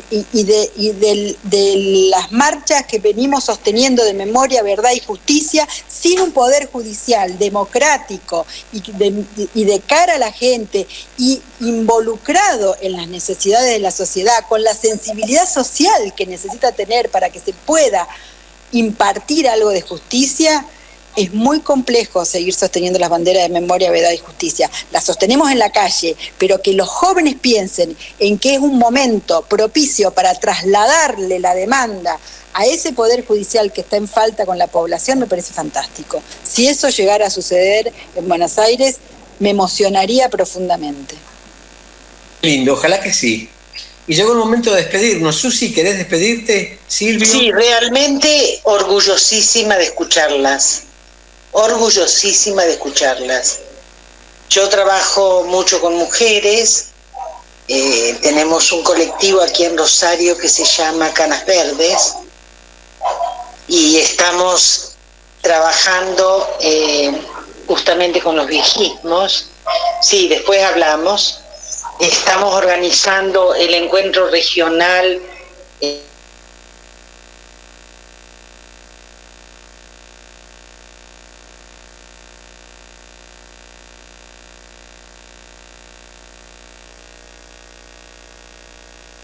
¿qué pensamos? Así que, muchachas, tenemos que trabajar juntas. Linda convocatoria. Gracias, realmente gracias. Con mucho gusto, ahí estaremos. Gracias, Silvio Benítez, por tan linda invitación. Hemos disfrutado mucho a las abogadas aquí presentes, Valeria Romero, María Valeria Rosso Ponce. Gracias, Zulma Valentina Gómez, siempre apoyándonos, siempre aquí. Gracias, Patricia Salgueiro. Me despido, Ricardo Con. Y en un minuto nos van a dejar fuera del aire porque el MIT no perdona. Ya está. Muchísimas gracias a ustedes por la invitación. Estábamos hablando y se cortó. No nos dio tiempo de gracias por habernos invitado. Muchísimas gracias. Con ustedes y escucharlas. Gracias a ustedes. Realmente ha sido un placer. Pronto por aquí mismo. Abrazo a todos. El aire es tuyo, Dayana. Cerramos como te parezca. Gracias, muchas gracias. A ustedes.